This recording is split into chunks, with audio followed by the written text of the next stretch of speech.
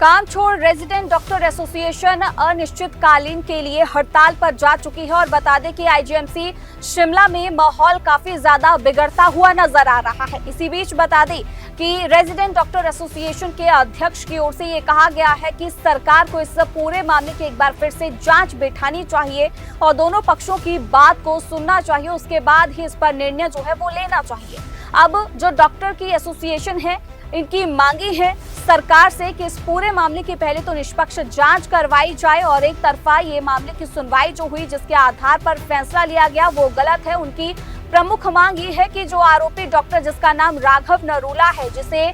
Terminate कर दिया गया है, जिसका कॉन्ट्रैक्ट टर्मिनेट कर दिया गया है, इस फैसले को वापस लिया जाए, रद्द किया जाए। वो कहते हैं कि जो तमाम डॉक्टर्स हैं वो खुद को असुरक्षित महसूस कर रहे हैं। बता दें कि अब इन डॉक्टर्स की ओर से जहां आईजीएमसी में ही अनिश्चितकालीन के लिए हड़ताल पर जा चुके हैं, इसके चलते काफी लोगों को यहाँ पर जो खासकर मरीज और तीमारदार उनके साथ यहाँ पहुंचे उन्हें काफी दिक्कतों का सामना करना पड़ रहा है। और इन डॉक्टर्स का ये कहना है कि जब तक सरकार अपने इस निर्णय को वापस नहीं लेती, उस डॉक्टर को जिसका कॉन्ट्रैक्ट टर्मिनेट कर दिया गया है उसको जब तक वापस इस पूरे फैसले को रद्द नहीं करते, तब तक ही यूं ही अनिश्चितकालीन के लिए हड़ताल पर डॉक्टर्स बने रहेंगे। बता दें कि इन रेजिडेंट डॉक्टर एसोसिएशन के साथ जो डेंटल डॉक्टर्स हैं वो भी इस हड़ताल पर उतर आए हैं और तस्वीरें आप देख सकते हैं कि किस तरीके से आईजीएमसी की जो एक तस्वीर है, एक पूरी स्थिति है वो बन चुकी है। यहाँ पर दूरगामी क्षेत्रों से लोग पहुंचते हैं तो उनकी समस्या, उनका मरीज जो है वो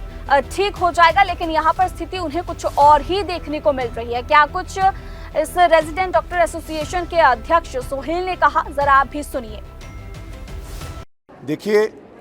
ऑनरेबल सीएम साहब ने हमें कहा है कि हम इसमें इंक्वायरी करेंगे, किंतु एक जो मैसेज हमारे रेजिडेंट्स, हमारे पूरी डॉक्टर्स जो मेडिकल फ्रेटर्निटी को गया है, उनकी रिजेंटमेंट, उनकी ह्यूमिलिएशन इतनी ज़्यादा है कि जब तक वो टर्मिनेशन रिवोक नहीं होती है तब तक डॉक्टर्स इतना अनसेफ फील कर रहे हैं अपने काम करने के लिए कि उन्हें लगता है, सभी को ये लगता है कि जब अगर 6 घंटे के अंदर आपकी सस्पेंशन होती है और 48 घंटे के अंदर अगर आपको टर्मिनेट कर दिया जाता है और 8 से 10 साल का करियर एकदम से ही आपका समाप्त हो जाता है, तो जो 24 घंटे के अंदर किसी को टर्मिनेट किया जाता है तो क्या उस चीज़ को उसी पीरियड के दौरान क्या रिवोक भी तो कर दिया जा सकता है।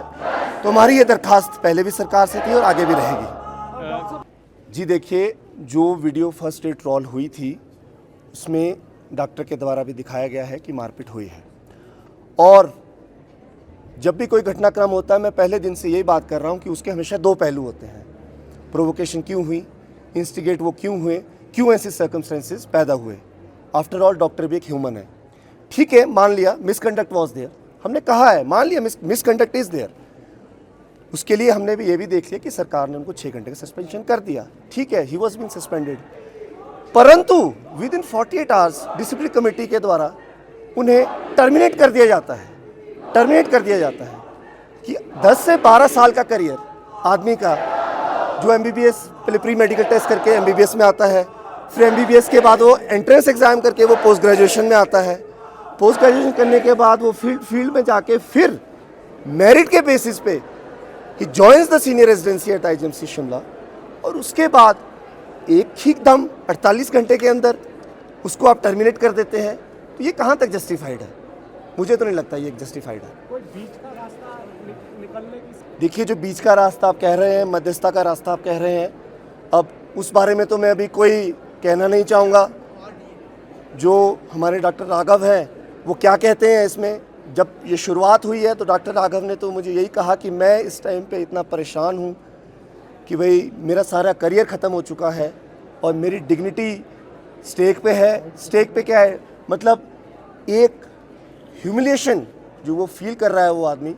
वो तो यही इस टाइम यही कहना चाहेगा कि जो मेरी टर्मिनेशन है उसको काइंडली रिवोक किया जाए। लेकिन बड़ी बात ये है, डॉक्टर राघव से जब हमारे तथ्य की आप बात कर रहे हैं, डॉक्टर राघव ने जो आपसे बात करी है उस बारे में तो मैं कुछ नहीं कहना चाहता, क्योंकि मेरे नॉलेज में वो बात अभी तो नहीं है। परंतु मैं सिर्फ एक ही बात ये कहना चाहूँगा कि अगर जो आप मध्यस्थता की जो आप बात कह रहे हैं उसमें तो मैं अभी कोई भी कमेंट नहीं करना चाहूँगा। कि सिर्फ मैं एक ही बात कहना चाहूँगा, सरकार से मेरा आग्रह है कि जो रिजेंटमेंट, जो ह्यूमिलेशन जो हम लोग फेस कर रहे हैं, जो हमारी पूरी मेडिकल फ्रेटर्निटी फेस कर रही है, काइंडली अगर उसको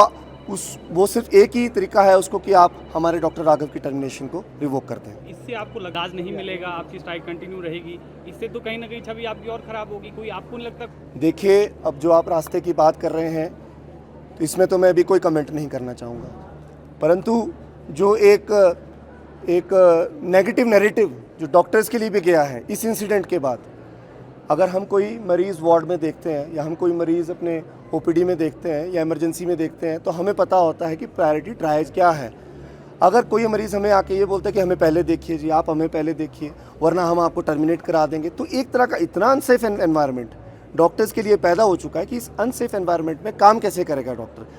आफ्टर दिस हार्श डिसीजन। बस मेरी आप लोगों से यही दरखास्त है कि मैं इतना ही कहना चाहूँगा अभी, क्योंकि मुझे अभी ऊपर प्रिंसिपल ऑफिस में मैडम ने बुलाया है, तो काइंडली आपसे दरख्वास्त है कि मुझे आप जाने की इजाज़त दीजिए।